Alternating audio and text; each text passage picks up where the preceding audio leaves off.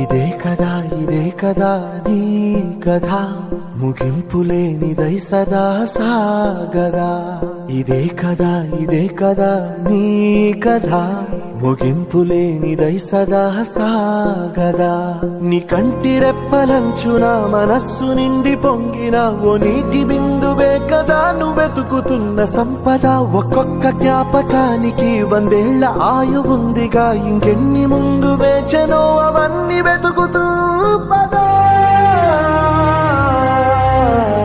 మనుష్యులందు నీ కథ మహర్షిలాగా సాగదా.